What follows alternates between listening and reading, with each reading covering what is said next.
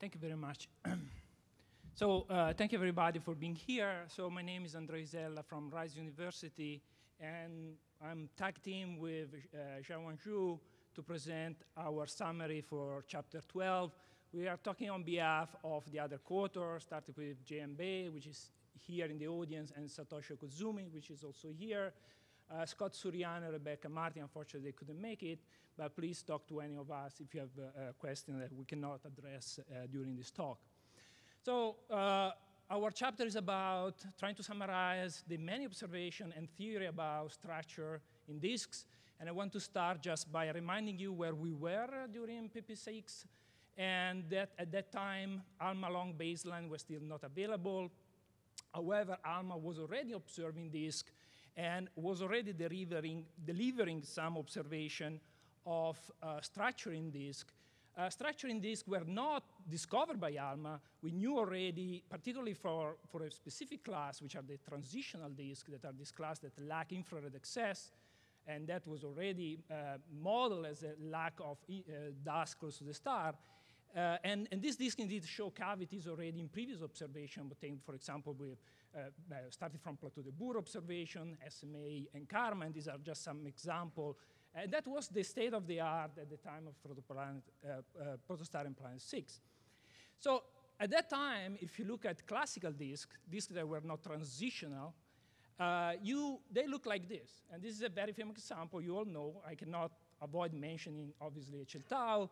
These are Karma observations that already achieve pretty high angular resolution in dust continuum, 0.1 arcsecond roughly, and the disk looks pretty smooth, with no structure. We all know that when ALMA observed HL Tau is the brightest disk in the sky, and it was the obvious target to test the long baseline. So we got this image, this beautiful image with many rings. And that was really a surprise to some extent.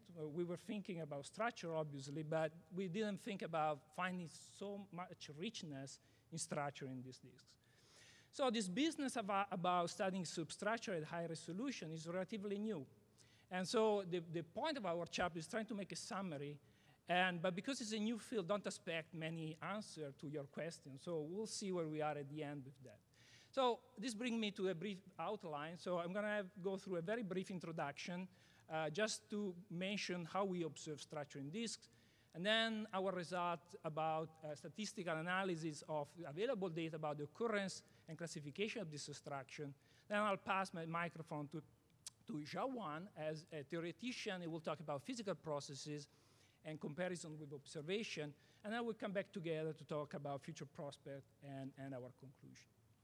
Okay, so I want to start to the very beginning, and I know there are many students in the audience. So, but we all know that protoplanetary disks, as pretty much any other object in the universe, they are mostly made of hydrogen and helium. And molecules and the beautiful chemistry we saw, for example, this is we are talking about a teeny tiny fraction of disks, and refractory material like dust particles also make a small fraction that is between, let's say, 1 and 10% of the disk mass. However, when you want to observe disk, hydrogen and helium are pretty much invisible or very hard to detect. And so we have to rely on observation of these rare components. And if you're talking about observing disk at very high angular resolution, due to the limited sensitivity of current instrumentation, we are really limited about mostly looking at dust, because we can use, for example, the broadband given by ALMA and to beat down the noise, and we can achieve high signal-to-noise images. When you look for molecular line, because you are intrinsically constrained by observing in a very narrow range of wavelength, because your lines are narrow, we don't have the same advantage that we have in the continuum. So in our chapter, we mostly focus on dust emission, although we touch a little bit on gas, structuring gas as well. Okay, dust emission can be observed across a wide range of the electromagnetic spectrum, from optical, infrared, to radio. But you have to be aware that when you pick a wavelength, you see different layers in the disk, particularly in the optical near infrared. What you are looking at is scattered light, is starred light that is scattered from the surface of the disk, is very optically thick. The structure you see, this is a beautiful image of IM loopy obtained with sphere. and where you can really appreciate the fact that the disks are flaring. And the structure that you see are not really density structure. These are structure, first of all, for example, in the scattering phase function, one side is brighter than the other because these small grain mostly have characterized by forward scattering. And you see smaller scale structure. They might reveal the fact that the surface of the disk is not flat. There might be waves or up and downs. And so scattered light may be, you can see shadowing. So in scattered light, you are really tracing some of the properties in the surface. If you want to understand the structure in the density, you need to get to optically thin tracers. So you need to go to longer wavelength. And that's where really ALMA is playing a major role here. And so here in the millimeter continuum, you start to see the midplane, although the optical depth is a challenge, and we'll talk about that later. And in the, see if I can move on. So in the last several years, we have seen many observations of disk at higher angular resolution in continuum with ALMA. Here I'm only quoting the largest survey, although we are still talking about a small number of objects, the SHARP and Odysseia, and a beautiful collage made by Nick van der Marel. And you see there is we're starting to get like a galactic field where you see a lot of galaxies with structure. Now we see a lot of disks with very different structures. So these observations raise several questions, and we are trying to address three mostly. Are disk structure ubiquitous? Do the occurrence and morphology of this structure constrain information processes? So what do we learn about the physics? And what is the connection between this structure and planet formation? What is the connection? Are these structures created by planets? These structures create planets? And that's still a very important question. OK, so to address the occurrence, we try to collect what has been done in the literature up to 2021/2022. And so we put together this catalog of about 500 young stellar objects and in nearby star forming region. And these are objects with no stellar properties, meaning that we know what is the mass of the star. 355 of these have measured millimeter fluxes and density, and most importantly, disk radii. And 73 of these objects have structure, vaguely defined in a way that we'll touch upon in 1 second. So the occurrence rate of structure is about 50%, but only for disk masses, for disks that have masses larger than about 1% of the solar mass. So we can plot this, our finding in this plot, which is a bit complicated, so let me explain it to you. On the x-axis, you have the disk mass, which is inferred, as we usually do, from millimeter fluxes, assuming optically thin emission. On the y-axis, you have stellar masses. And no, there is a non-correlation between the disk mass and the stellar mass, so that higher masses tend to have more massive disk. Is a very loose correlation with a large scatter. There is, however, another important correlation, which is a correlation between the size of the disk and the millimeter flux, so that the brightest disks tend to be the largest. So these points here are coded in the way that crosses are disks with no structures, circles are disks with structures, and they are also color-coded based on how well we resolve the disk. So for example, the green dots are disks where we have 10 resolution elements across the disk. So obviously, to see structure, you need to resolve the emission. However, because there is a correlation between the disk flux and the radius, the brightest disks, that are those that tend to be found around more massive stars, tend to be the largest. And so we obviously focus our attention on these big disks, right?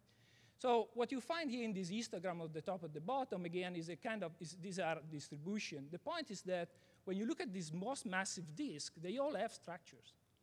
But the observation becomes very incomplete very quickly, because when you go to the lower mass disk, they are small. We didn't resolve them properly or resolve them at all. So we just don't know if they have structure or not.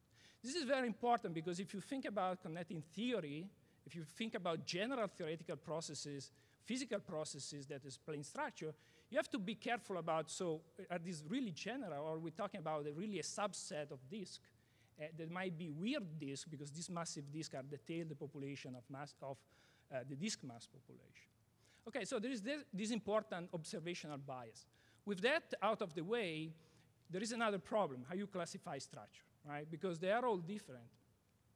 So no, we like to classify things because make our life easier, but a lot of these structures don't really fall in any class. Anyway, so we classify structure in rings, 62 disks out of these 73 have rings. Rings meaning they're circular rings, they appear elliptical because they are inclined. 22 disks have spiral, 13 disks have crescent, 19 disks have more than one structure. And as you can see, structure are observed in millimeter continuum, near infrared, and in some cases in CO gas, although we cannot achieve the same angular resolution in molecular line as in continuum for the reason that I explained before. There are also interesting things. For example, if you look for spiral and crescent, they seem to coexist. So these are 9 objects, and they tend to be massive stars because the reason I told you before, we tend to look at massive stars because they have large disk, where you see crescent in the millimeter wave, but you see spiral in the near infrared. So I don't know we understand this, right? But there seems to be, depending on what layer you see, you may see different structures. Okay, so we went a bit more in detail now that we have this kind of rough classification, we can try to get some statistic. So rings are observed in 62 disks. There are multiple ring systems. We have a total of 120 unique rings. About 50%, however, are single rings. But it also means that another 50% are multiple rings, and you can have up to 7, 8 rings. So like one case is AS209, for example. The number of rings is affected by resolution, because we know that, we learn from the history that our single rings, when you observe the disk at higher resolution, they tend to split up in 2 or 3. So the fact that there is a peak is not necessarily a physical result, but is more likely due to a resolution effect.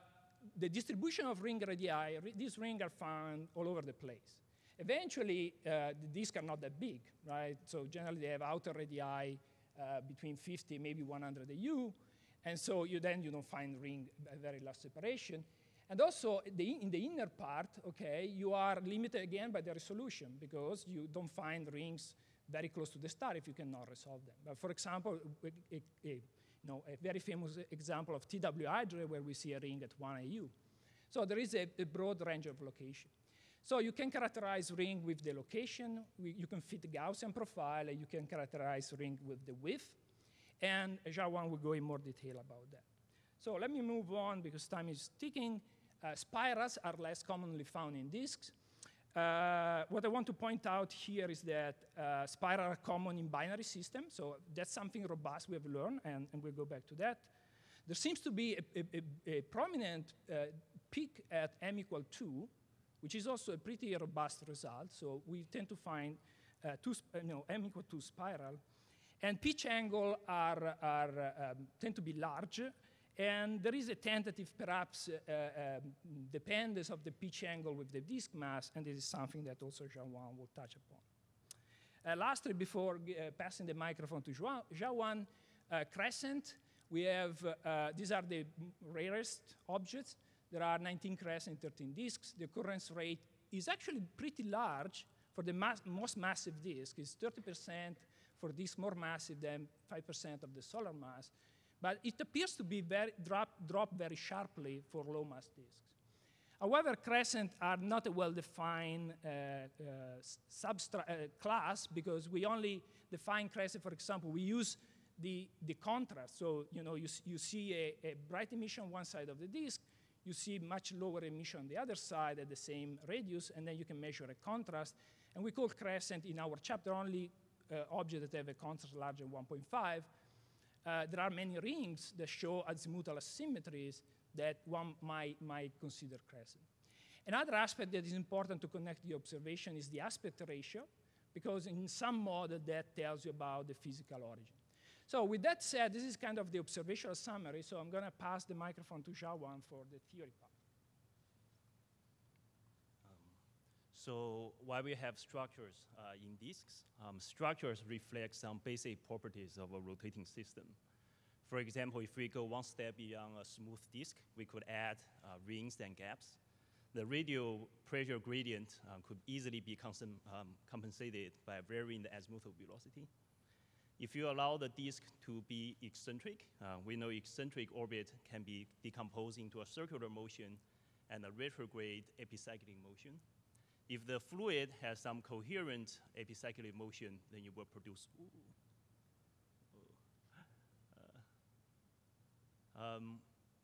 you will produce a vortex and a large-scale symmetry.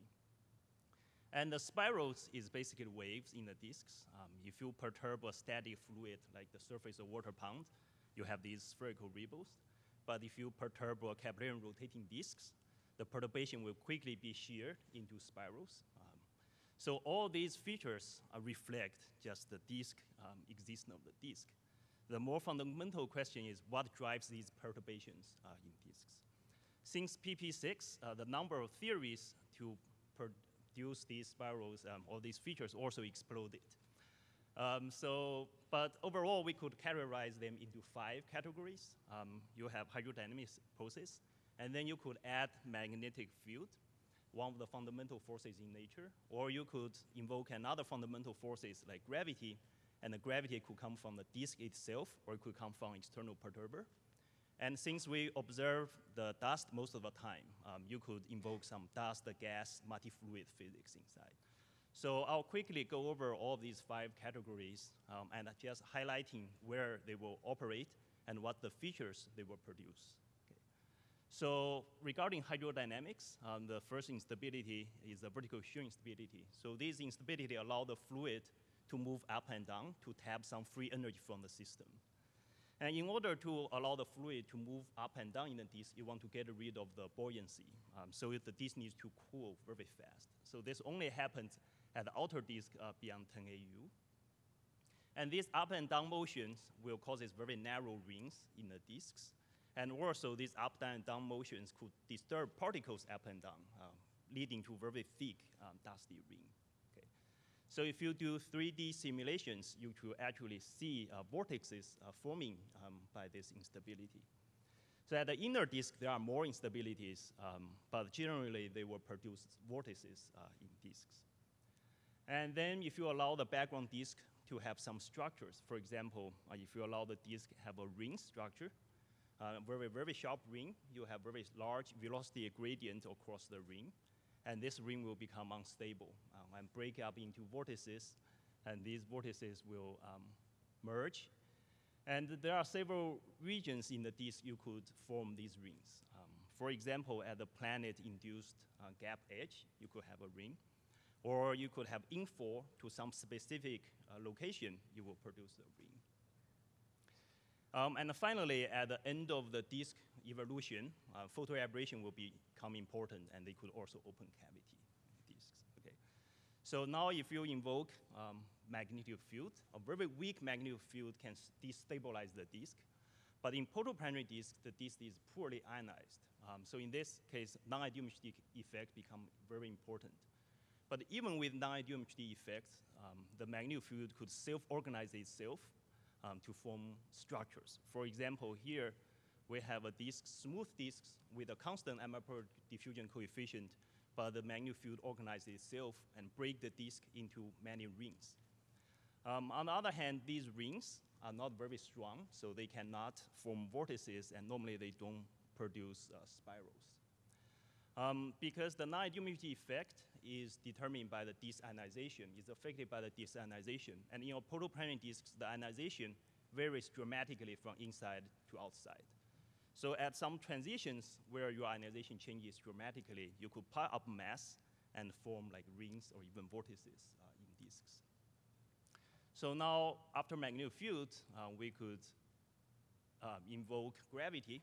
When the disk is massive enough, that normally happens for early system, or at the outer part of the disk where the temperature is low, then you could have graphene instability produce these spirals. So the main feature for the graphene instability is a spiral.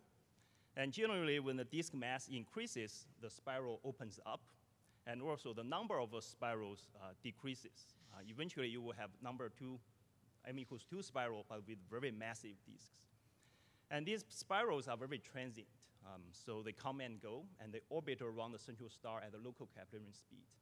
That also means if you have dust that orbit around the star at Kepler speed, they have a lot of time to interact with the spiral. So these spirals could concentrate dust particles, and then they can be observable by AMA. And these spirals will perturb the disks, and we should be able to detect some kinematic features of these spirals in future. So if the gravity comes from perturbers, then we could have planets in these disks, and this is most well-studied case. And the planet will excite these spirals, and these spirals could open gaps, and the gap edge could be unstable, form vortices, and trap dust particles. So the planet is very convenient to produce all these disk features. On the other hand, these spirals co-rotate with the planet. So the particles do not have a lot of time to interact with the spirals. They will move in the spiral, move out of the spiral. So these spirals cannot trap dust particles very efficiently. And because the planet is highly embedded in the disk, so the 3D effect or thermodynamics actually becomes very important. And the planet's history is also important for the rings and vortices in disks. The perturber does not have to be bound to the system. You could have a flyby event, and this flyby event will excite spirals at the closest approach. But these spirals will be transient. Okay? After the flyby, the spirals will disappear after the sound crossing time. Okay? So you could also have the perturbers inside the disk, inside the cavity. So this is the binary disks. You have a binary star at the center. The binary star will perturb the disk, produce all these features. And then you will generate this lump at the inner cavity edge. And this lump is very similar to vortex. It has large aspect ratio. It co-rotates at a local frequency, and they can trap dust particles. But there are some differences, like they are very dynamical. There is no vorticity minimum. The binaries does not have to be coplanar with the disk. This is one of the recent discoveries, that the binary plane and the disk plane could perpendicular to each other as long as the binary has eccentricity. So you could have these polar aligned disks also with spiral, cavity, and vortex. And more importantly, we have observed some of these systems. Okay. So finally, the dust processes. Dust will settle in the disks and produce streaming stability. On the other hand, this streaming stability produce very narrow rings and gaps, which are not observable with AMA. But future, we need these bigger simulations to see whether these structures could self-consistently merge into larger structures. And we also have other dust-related instabilities, but generally they produce rings in the disks. And if you have a lot of dust concentration in the disks, they can produce gas rings. And finally, the dust could sublimate at particular radii, the dust sublimation radii or ice lines. The physics around the ice line is very complicated, but most of the model predict that you could have rings very close to the ice line. Okay. So this is all the theories, and now we try to make any connection, or whether we can find any connection between these observations. The such comparison is very difficult because most of the simulations include gas only, while most observations trace the dust particles. So some proper interpretation requires some understanding of the dust and gas interaction. But we will proceed. So for the rings and the gaps, since the perturber so far is the only confirmed mechanism, we have the system, for example, PDS-70, we have 2 planets in the system, and these 2 planets induce gaps. And the planet scenario is very versatile. You can put a planet anywhere, so produce rings anywhere with any width and any depth. And also a low mass planet could produce rings due to particle trapping. So if we assume that all the rings have planets, we could actually use the population of the ring and gaps to generate a young planet population in disks. And we could probe very low mass planets. But the caveat is that this planet mass determination is very uncertain. It depends on the disk properties and the dust properties. And the planet needs to be within the dusty disk in order to be detected. And of course, another bigger question is whether all the rings could harbor planets. So could the rings be induced by the ice line? So current observations seems to not support these mechanisms. If you look at all the rings, they kind of everywhere. They do not actually coincide with these predicted ice lines. But there are, in some cases, you do find some good correlation between the ice line and the dust rings. So about hydrodynamic and magnetohydrodynamic process, we don't have any definite test yet. We need more diagnostics. For example, for hydrodynamic process, we need velocity signatures. For MHD process, we need to detect magnetic field. For the dead zone edge, we need to detect some ionization transition in the disks. And finally, for photoaberration or MHD wind, we need to detect wind directly, which associate with these gaps and rings. So about the spirals, so far again, the only confirmed mechanism for spiral is the companion, is the perturber. In this system, we have a companion here. Each side is two beautiful spiral. And for the HD10456, we have a companion, have these two spiral, and will reproduce by numerical simulations. So you could argue that all of the spirals are associated with companion. But we didn't detect them because they are very faint. Maybe they are produced by the planets, but the planet may be faint since it could have a cold start, or the planet could have variability, or you could have certain planetary material to block the light. So this is one possibility. Another one of the favorite possibilities is the gravitational instability. On the other hand, our data, collected data, seems to not support this, at least not for all the systems. If most of the spirals, if all these M-equal spirals are due to gravitational instability, these should be relatively massive. But we don't find any correlation between the number of spirals with the disk mass. And there is this correlation between the pitch angle, the openness of a spiral, with the disk mass. This is opposite from what you expect from gravitational instability. You would expect with a higher disk mass, the spiral will open up. But the opposite seems to be the case. And finally, we see the spirals at any disk radii. It's not preferable at outer disks.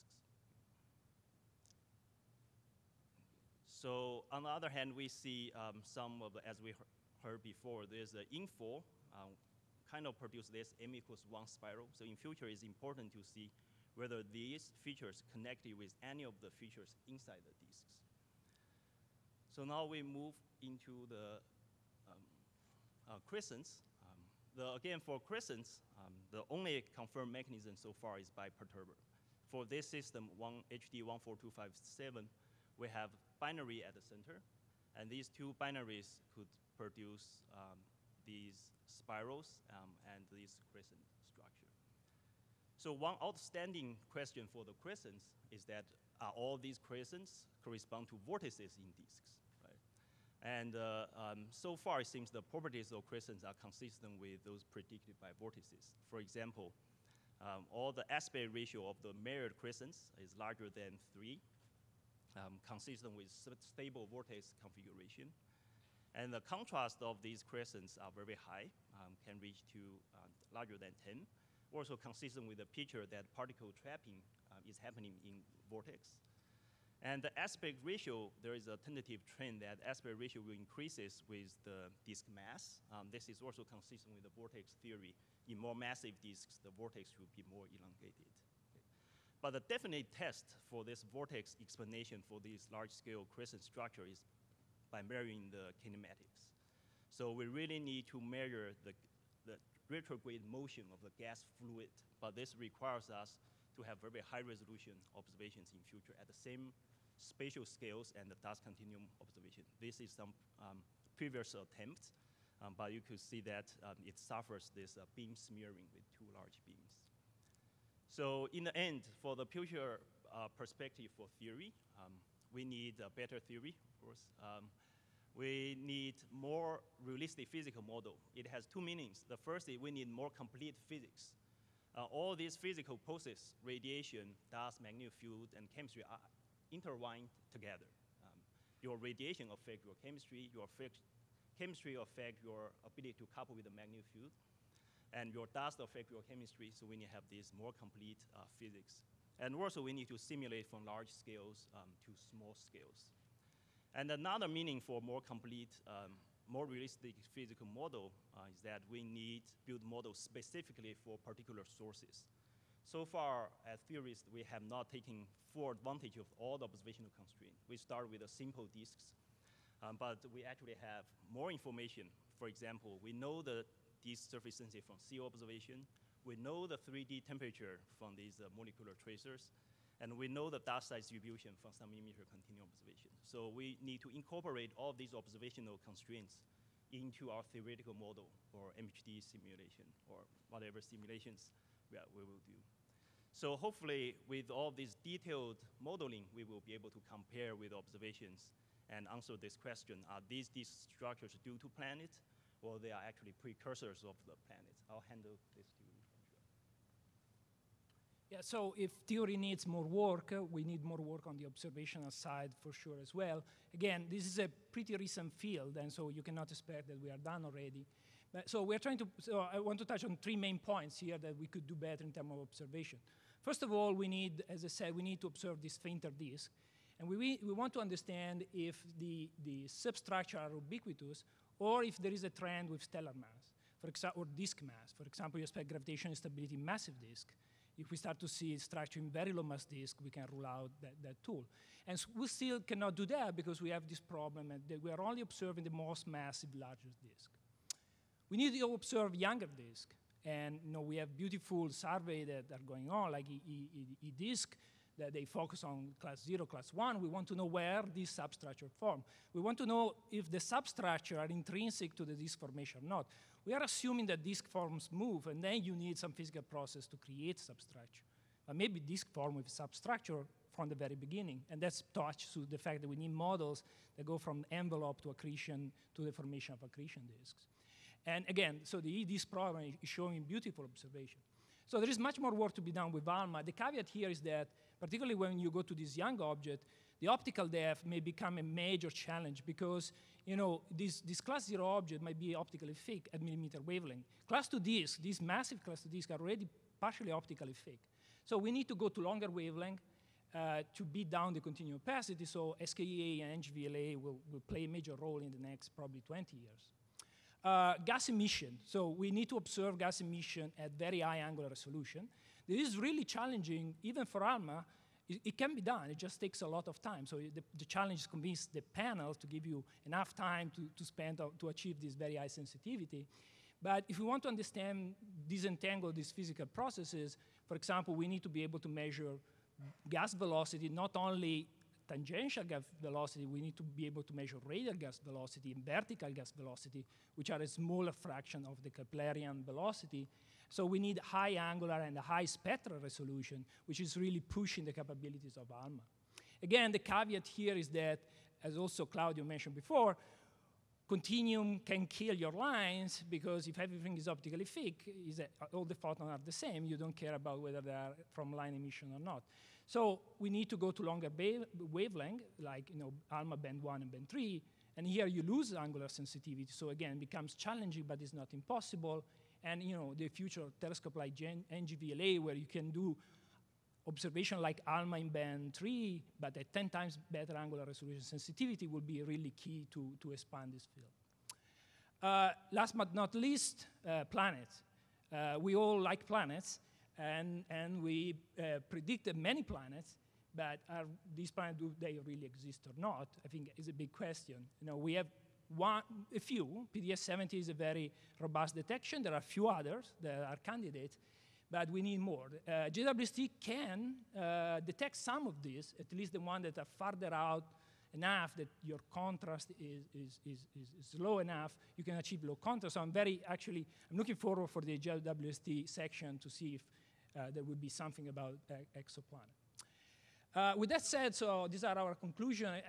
I hope we convince you that there has been a huge amount of progresses, both in terms of observation and theory, since Protostars and Planet 6. Thanks to ALMA, thanks to near-infrared high-contrast imager. Well, it's not only ALMA. Are substructure ubiquitous? Yes, at least in the most massive disk. The question is pending for the less massive disk where we need higher angular resolution observation. Do the occurrence and morphology of this subtraction constrain information processes? I think you have learned that theory is complicated, maybe. Gravitational perturbation by companion definitely play a major role. We see this beautiful spiral in binary system. We see these beautiful rings in PDS-70 system. However, these physical processes are not mutually exclusive, and you can have multiple processes that are they are at play at the same time. And then, I mean, again, what is the connection within substructure? I mean, there is at least one robust detection that we have a strong connection. But, you know, one is clearly not enough to derive any strong conclusion. So with that, I'll stop. We will be happy to answer any questions. Thank you very much for excellent talks. So now, the floor is open for questions. Okay, let's start with this line. Hi, Gijs Mulders, University Adolfo Ibáñez in Chile. I was wondering, you mentioned going to resolve the structures closer to the star as well. Is ALMA going to get us to like the 1 to 10 AU range where we detect most of the giant exoplanets?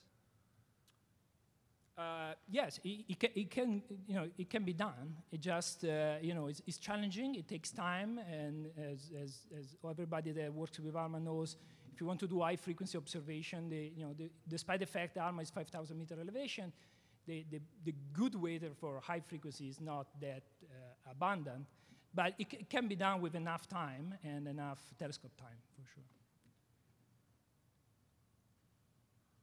Okay, let's have a question from the other side. Peter Woidke, Graz in Austria. I have a comment about the disk mass because the formula you showed, the traditional way to derive the disk mass, is of course not very precise, and you didn't mention really all the uncertainties that go into this. I mean, you mentioned that the disk can be optically thick, that's one point, but in disk models, what we do is we see that sometimes the dust is so cold that it's actually not even emitting in the Rayleigh limit. That's another big effect. And then, of course, you have the opacity uncertainties, and you have the 0.01 factor.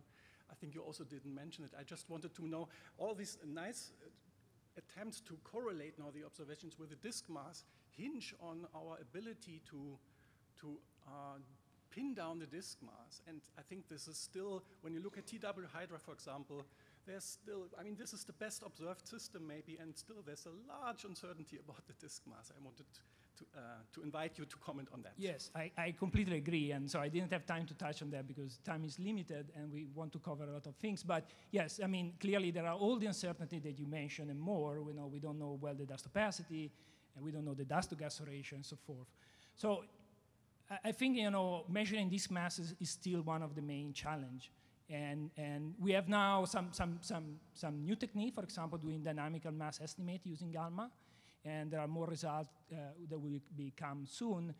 But to some extent, for the structure, the mass is important. The radius is also important as well because it's more like a resolution argument. But I cannot just agree with you. There are a lot of uncertainties.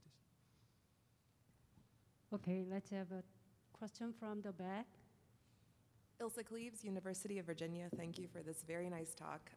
On your 50% of disks that are single-ringed substructures, are these what we used to call transition disks? And on a related note, are these bright ringed systems, are they always singles? Do we ever see small-scale substructure when there is a single bright ring? And I guess from the theoretical perspective, is that interesting? Okay. So observationally, not all the single rings are transitional disks. If we go back to the very first slide, I mean, one clear example is very famous one is LK 15. That yes, it was a single disk. It was a single disk observed at 0.2 arcsecond resolution. Now it's made of 3 rings, for example. So I think most of the single rings tend to be disks that have been observed at relatively low angular resolution. If I have to guess, I would bet that all these single rings are multiple rings. Okay, let's have a question from this line. So Oh, I'm just sorry. comment on the theory part. If we could see the rings break up into more pieces at longer wavelength, that would be actually more important or more interesting, because theoretically, you would expect a lot of these rings have sub-structure, eventually want to form planets. So observing, make sure that these rings are really axisymmetrical, quantify the azimuthal contrast within the ring will be very important for theory. Yeah, go ahead. Yeah, so Doug Johnstone, National Research Council of Canada. That's a very nice talk, and I have a comment and a question. The comment, really quick, is just to say that as you go to younger disks and as we observe them deeper and we have longer observations of the variability, it'll be really good to tie these two things together. So that's perhaps a chapter for Protostars and Planets 8. But the question is, related to that, in your GI, you were getting a lot of, you were getting multiple arms on your rings, and you were having, I thought you said it dissipate very quickly. Was it actually spreading? Was it dumping material into the center? How was it re-equilibrating, and is that because you aren't allowing it to continue to accrete mass? So the spirals, so two mechanisms. One is self-gravitating spirals. Those spirals could last very long because they are transient, they come and go. They will transport mass from larger radii to inner radii. But they will eventually stop where your disk become very stable. You cannot shovel small mass all the way to the central star. So the people who do gravitationally unstable disks that get all the way to fragmenting, how do they do that? Do they need to be dumping mass on at such a quick rate? Is there a threshold where you go from being able to smoothly to clump? Yeah, so in order for fragment, normally people think the disk needs to cool fast enough. So it's tied back to like opacity and the ability of these to cool. If you cannot cool it enough, you form spiral, but the spiral will not collapse. They will maintain a spiral. So it goes back to the thermodynamics of the disk. Normally, that happens at outer disk where it cools fast, so you could form these clumps. Excellent, thank you. Yeah, there are many questions, so we extend our question time a little bit. Okay, let's have a question from the other side. Okay, thank you. Hiro Takami from Azure. My question is, do disk structures seen at the millimeter and optical match in general?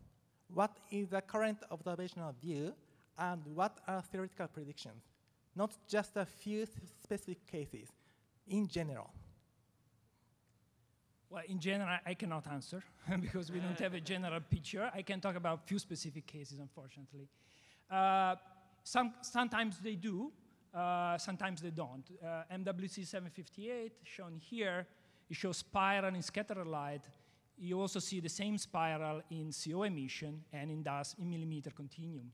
So they match. You see also crescent in millimeter continuum and infrared. So in this case, they do.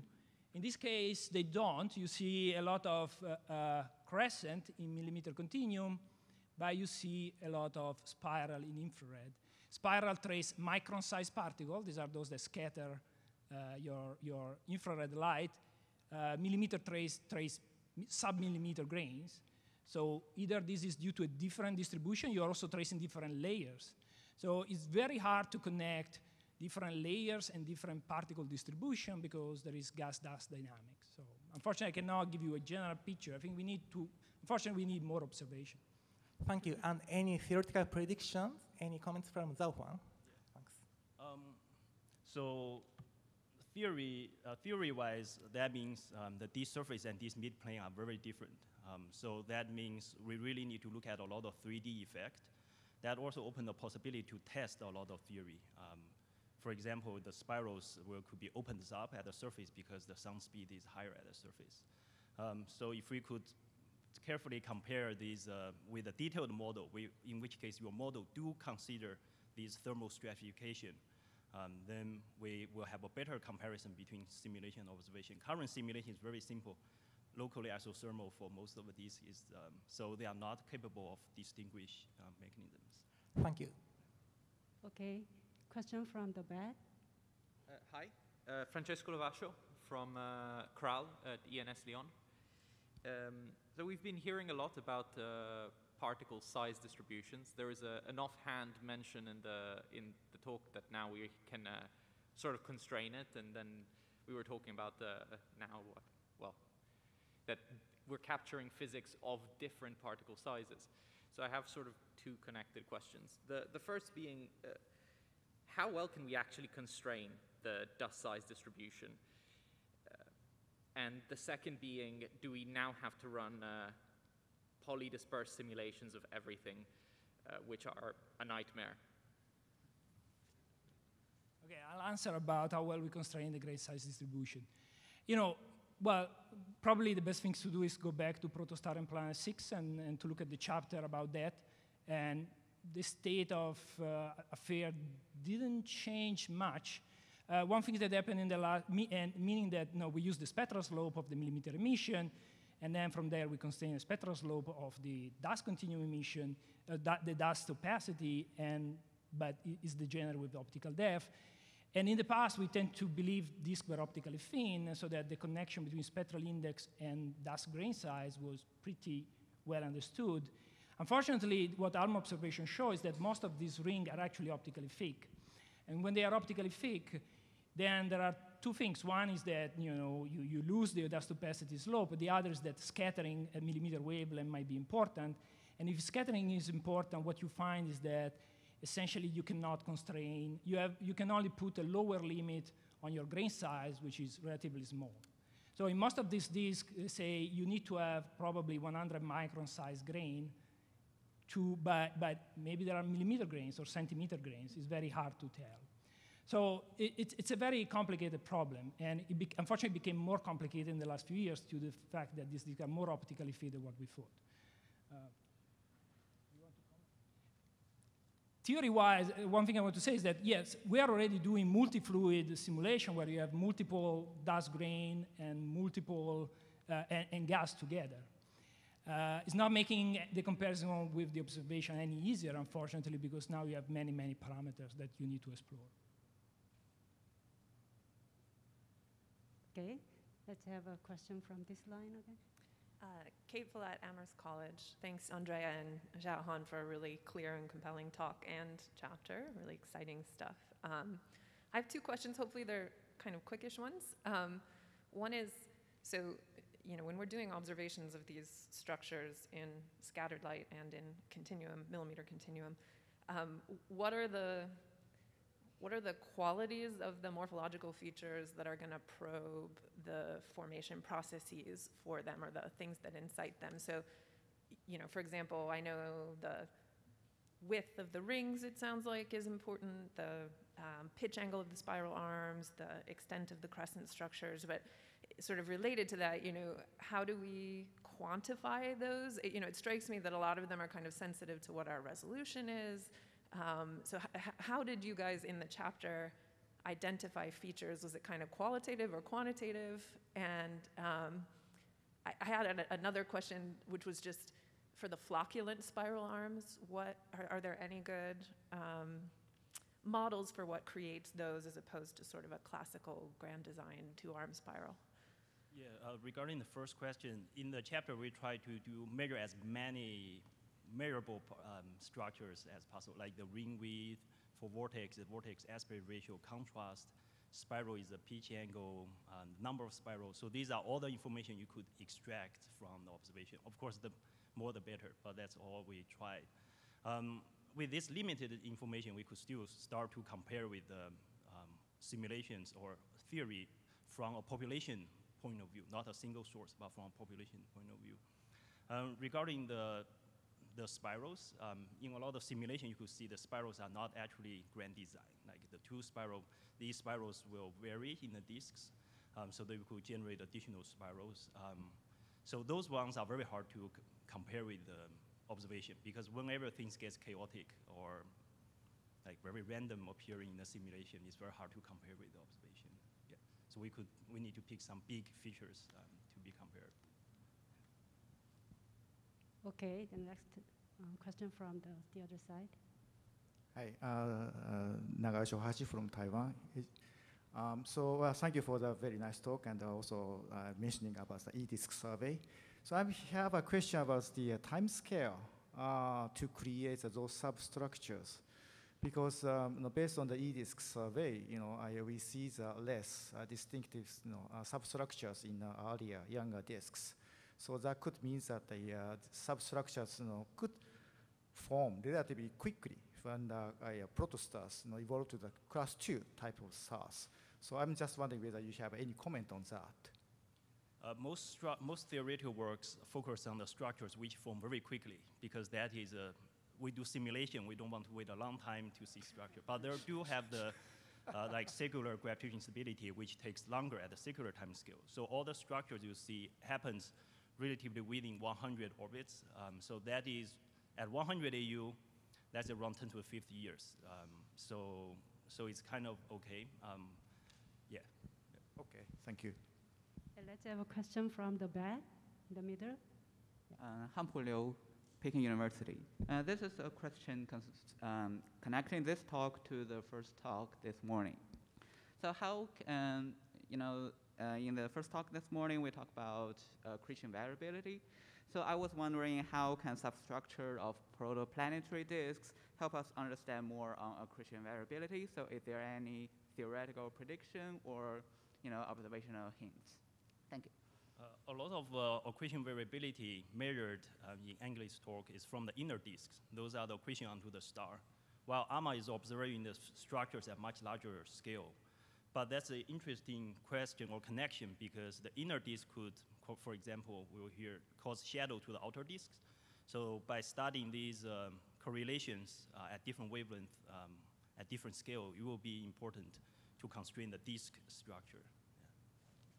Yeah, I want to add that, for some object, for example, FU Orionis object, clearly if you have a strong outburst that increase the luminosity of the central object by order of magnitude, then the temperature of the disk also increases. It should respond to that. And so in processes like snowline, you expect your snowline to move, and there are results that suggest that we see this ring very farther out because in some of the FU Orionis objects due to this effect.